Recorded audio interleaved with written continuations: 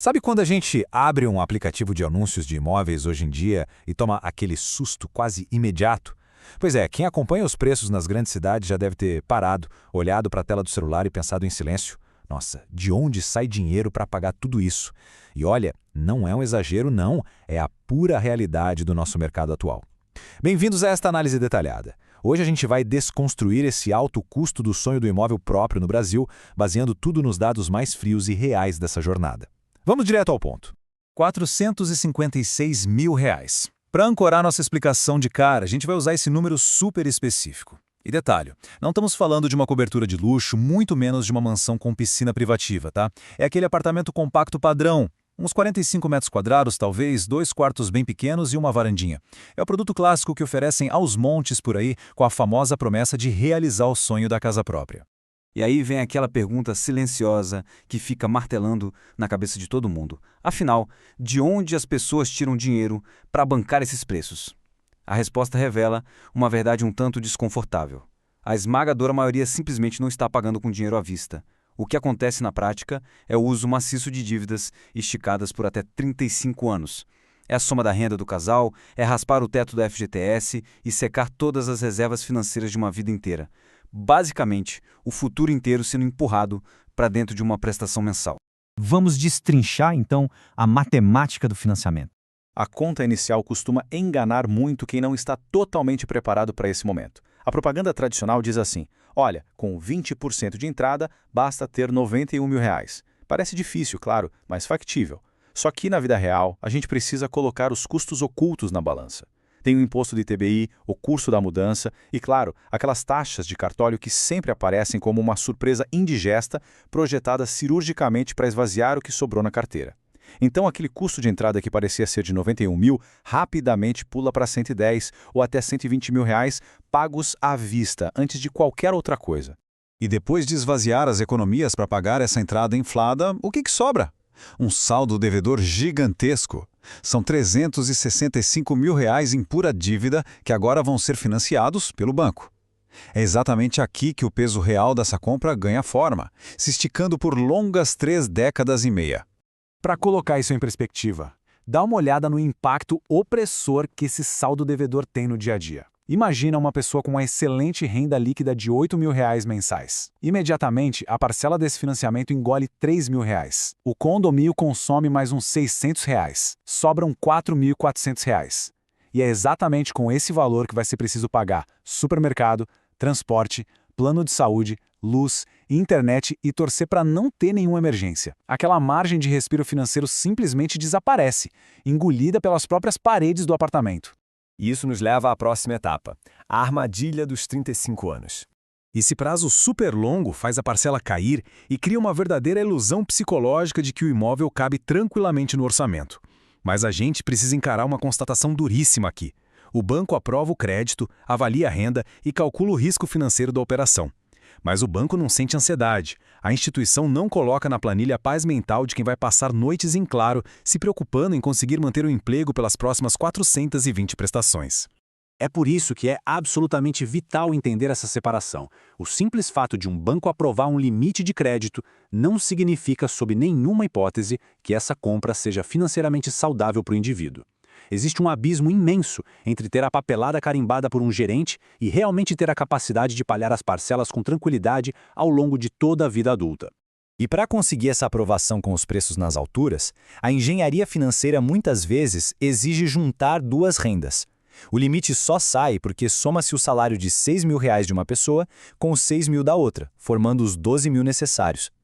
Ou seja, a compra inteira passa a se sustentar sobre a premissa extremamente frágil de que essas duas pessoas vão continuar juntas, empregadas e saudáveis por 35 anos.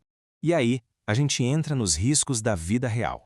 É bem nessa hora que a teoria bate de frente com a prática. Afinal, a vida real nunca segue as planilhas perfeitamente calculadas de um banco. Durante mais de 3 décadas de um contrato imobiliário, imprevistos não são um talvez. Eles são certezas absolutas. Vão rolar mudanças ou perdas de emprego. Relacionamentos podem terminar em separação. Filhos podem nascer, exigindo um novo orçamento. Doenças podem surgir e as taxas do condomínio fatalmente vão subir com o passar dos anos. Literalmente qualquer um desses eventos pode implodir aquela parcela que cabia redondinho na renda lá no primeiro dia. Então, a grande regra de ouro, o ponto crucial de sobrevivência financeira nessa nossa análise é o seguinte: a parcela não tem que caber no orçamento só quando tudo dá perfeitamente certo.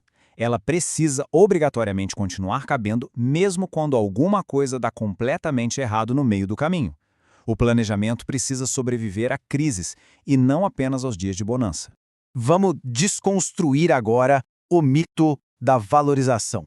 Para justificar toda essa exposição extrema ao risco, o mercado criou uma defesa que a gente escuta o tempo todo. A ideia de que o imóvel sempre valoriza, fazendo da compra automaticamente o negócio imperdível. E olha, matematicamente, o imóvel pode sim atingir valores maiores. O apartamento de 456 mil pode passar dos 600 mil daqui a alguns anos. Mas aqui vai o choque de realidade necessário. Valorização no papel não paga o boleto que chega todo mês. Esses ganhos teóricos em patrimônio não compram comida no supermercado, não pagam o conserto do carro e muito menos cobrem o condomínio. É aqui que mora o grande conflito de boa parte da classe média. De um lado da balança, a gente tem um imóvel valorizando virtualmente, construindo uma riqueza ilusória que só vira dinheiro vivo se o apartamento for vendido. Do outro lado, existe o peso implacável de uma parcela de dívida lotada de juros altíssimos, vencendo a cada 30 dias, sugando toda a liquidez imediata. Nos primeiros anos desse contrato super longo, a esmagadora maioria do que se paga vai pelo ralo apenas na forma de juros, e a dívida real quase não diminui. Por isso, desfazer a ilusão do marketing exige muita maturidade para fazer as perguntas difíceis antes de assinar. Qual é o custo efetivo total real do financiamento, somando os seguros obrigatórios? O prédio tem histórico de aprovar fundos de obras pesados? Se for preciso vender o imóvel às pressas, tem liquidez na região ou o capital vai ficar preso? Existe uma reserva de emergência guardada para cobrir 6 meses de prestações no caso de um desemprego? Essas não são perguntas pessimistas, são o mínimo esperado para tomar uma decisão responsável.